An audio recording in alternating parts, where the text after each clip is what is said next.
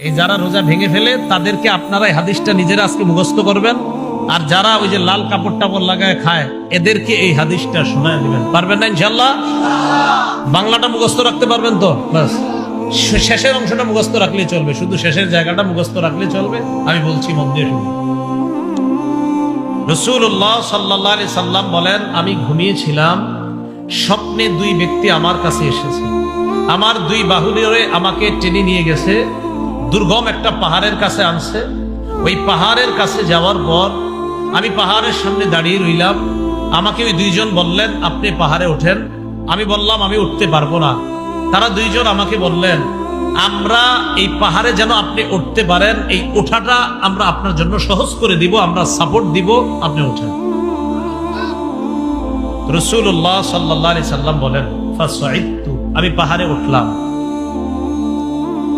পাহাড়ে উঠার পর আমি দেখলাম ইদান বিআসওয়াতিন শাদীদা, প্রচন্ড আওয়াজ আমার কানে আসতেছে। কোথায় উঠাই আওয়াজ পাইছে? পাহাড়ের উপরে।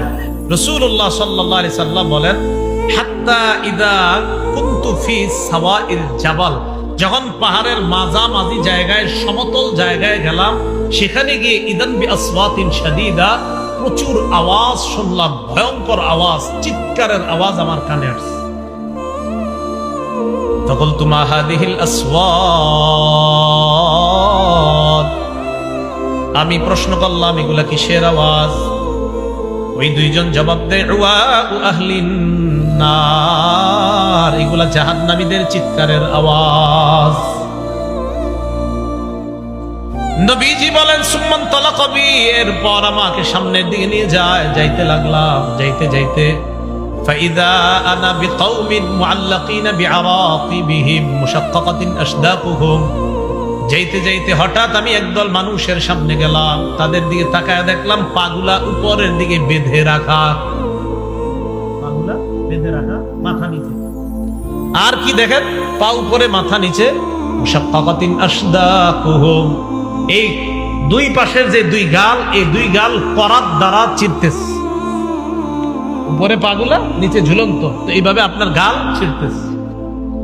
তাসিলু আশদাকুহুম দামা, এই পুরা গাল, এই চোয়াল সহ রক্ত পড়তেছে। এই কল্পনায় আনেন, দৃশ্যটা কল্পনায় আনেন, পা উপরে মাথা নিচে, দুই পাশের গাল থেকে রক্ত পড়তেছে। ব্যাপারটা কত ভয়ঙ্কর! রাসূল বলেন, আমি বললাম, এগুলা কারা? কার সামনে আমি আসলাম? মান হাউলা?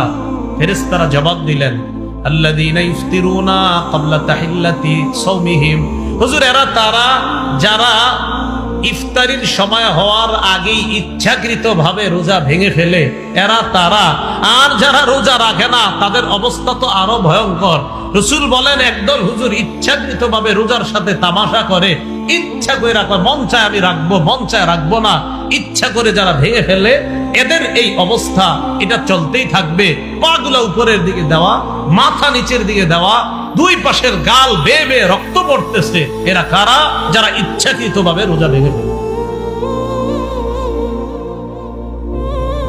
তাহলে অবস্থাটা কত ভয়ঙ্কর! তো পর্দার আড়ালে যারা খায় এদেরকে একটু বলবেন যে তোমার অবস্থা কি ভয়ঙ্কর হবে, একটু চিন্তা করো। আল্লাহ কথাগুলা বুঝার তৌফিক দান করো।